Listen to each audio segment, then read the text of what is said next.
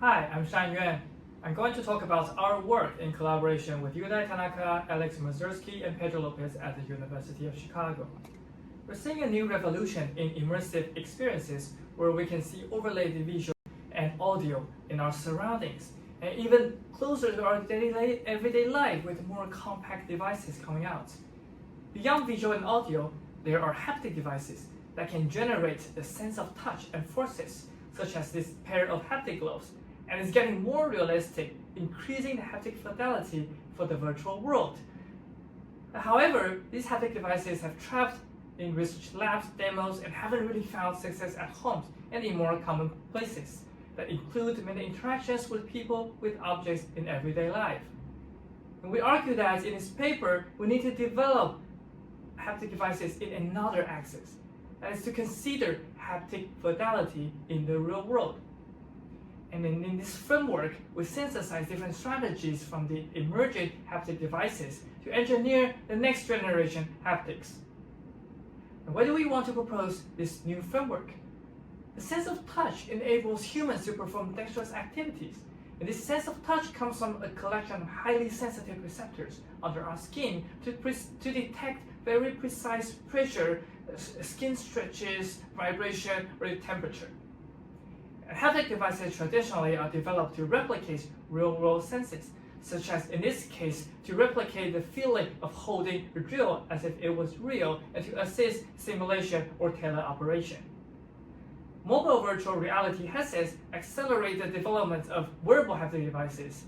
Researchers have tried to develop miniature haptic actuators that can be placed on these gloves to simulate different textures and bumps, or even create very tiny little stretching devices on the skin, so that in virtual reality, when you grab a cube, you can feel that the cube is dragging your skin, so as if it has weight. And this approach has also attracted industry's interest to develop wearable tactile gloves, or gloves that can combine pressure, vibration, and thermal feedback. But if you imagine wearing this haptic glove, which is very good for virtual reality simulation, but how do you actually even take the headset off? If you've ever tried any demos at conferences or exhibition, usually there is another person who helps you put these devices on. But having these haptic gloves, they actually decreases your dexterity and conflict with using any other devices. In another context, in augmented reality, people have envisioned placing virtual furniture around their real furniture. With haptic gloves, you can feel the textures from virtual furniture, but now it conflicts with feeling the real furniture, and you cannot compare the two. Similarly, we envision that in the future, people can have remote avatar, and we can even high-five with them with our haptic devices, feel their warmth, and then a contact of subtle pressure. But wearing this glove will impede our handshake with a person just nearby. So we've seen that a lot of realistic haptic devices have been developed, but with their increasing size and cumbersome placing on our fingerpad, which is actually in conflict with another in the real world. And that's why we're proposing here a new axis that is specifically in the real world, which we call haptic fidelity in the real world. How well a user who is wearing a haptic device can perceive and interact with objects in the real world. We started to see some research works in separate directions, trying to use different methods, different perspectives to engineer new haptic devices that is not only about the virtual world, but about the real world. And we found that there are actually common strategies. So we classified this into mainly 4 strategies that can achieve haptics, that is, preserve more haptic fidelity in the real world. Let me introduce these strategies. First, feel-through actuators. So by making actuators very thin and provide feedback for example, on the fingerpad, when you touch an object, this can allow less impedance from the real world, such as using these very thin piezo actuators, soft actuators, or using electrotactile actuators. And they can be made very thin because they are just electrodes. So wearing this device, you can still feel the texture of this toy car, but this electrotactile can stimulate your skin to create virtual sensations.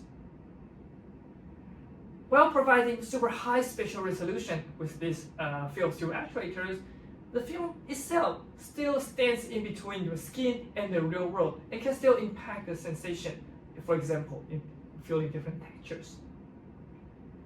So the second strategy here, what we call on-demand actuators, trying to place nothing on the fingerpad. Instead, it places the actuator elsewhere and move the actuators on demand when it needs to provide haptic feedback on the fingerpad.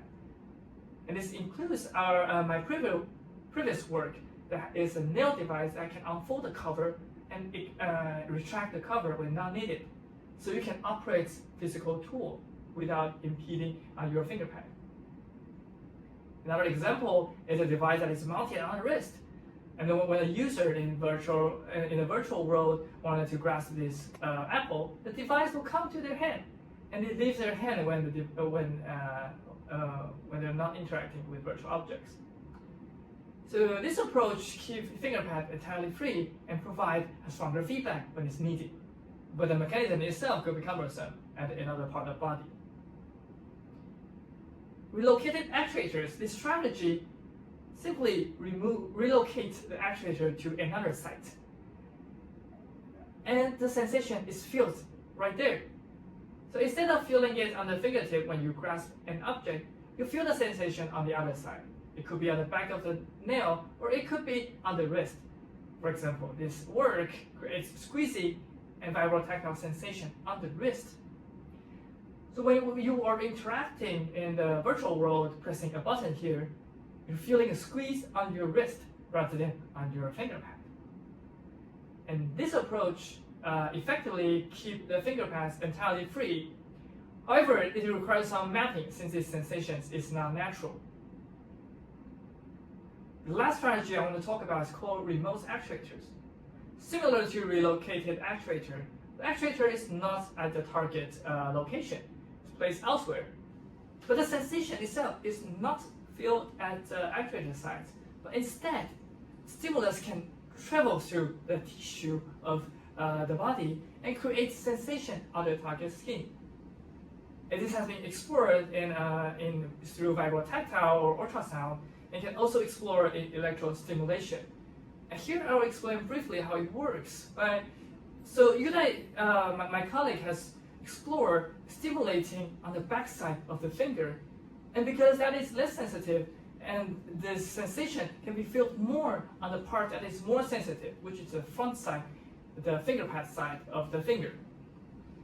So utilizing this phenomenon, we can create a device that only sits on the back of the finger, but still creates sensations on the virtual world, on the fingerpad, such as this little model here. But because it leaves the fingerpad free, the user can still, touch the real clay. This method also keeps the finger or the hand entirely free and can feel the sensation at the right spot. But these technologies are more preliminary exploration, and their spatial position can be very low, and also they're also sensitive to a user's pose. So these strategies actually highlighted new evaluation for haptic devices.